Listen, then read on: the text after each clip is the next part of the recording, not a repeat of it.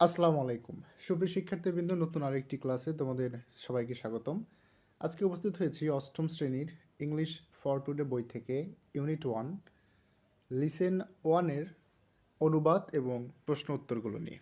তো গত ক্লাসে আমি কিছু অংশ আলোচনা করেছিলাম, তো আজকে তার বাকি অংশটুকু আলোচনা করব। আশা করি তোমাদের সবার কাছে বোধগম্য হবে। তো কথা না বলে চলো শুরু করা যাক।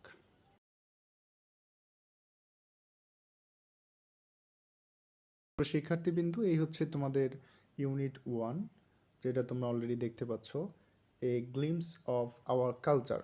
তো গত ক্লাসে আমি এখান থেকে তোমাদেরকে প্রশ্ন অ্যান্সারগুলো করিয়েছিলাম, অর্থাৎ এই যে এ ওয়ার্ক অফ পেয়ার থেকে কিছু প্রশ্ন অ্যান্সার আমি নিজে করিয়েছিলাম।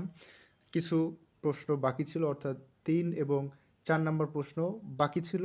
আমরা চেষ্টা করব আজকে 3 এবং 4 নম্বর প্রশ্ন অ্যান্সার করা। পাশাপাশি এই টেক্সটের read the text and following question, অর্থাৎ এই যে বি দেখতে পাচ্ছ তোমরা,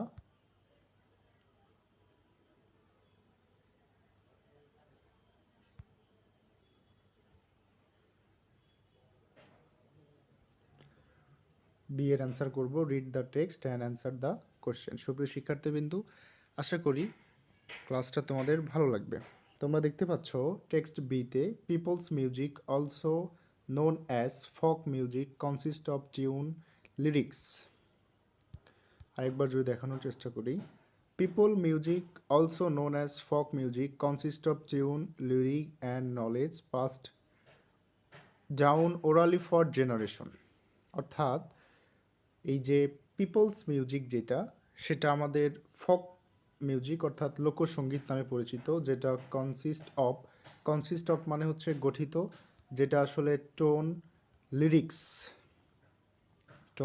লিরিক্স এবং নলেজ পাস ডাউন ওরালি মানে হচ্ছে মৌখিকভাবে, ফর জেনারেশন অর্থাৎ এক জেনারেশনের পর আরেক জেনারেশন মৌখিকভাবে টিউন লিরিক এর মাধ্যমে লোকসঙ্গীতটা গঠিত। এর পরের লাইনটা যদি আমরা দেখি, over time this music has developed closely tied to the way people life. আর এই সঙ্গীতটা ওভার টাইম মানে সময়ের সাথে সাথে বিবর্তিত হয়। এখানে তোমরা একটা ওয়ার্ড লক্ষ্য করো, এভলপ। এই এভলপ মানে হচ্ছে বিবর্তিত হওয়া, ক্লোজলি টাইড যেটা ব্যক্তি জীবনের সাথে খুব গভীরভাবে সম্পর্কিত এবং জীবনের সাথে সাথে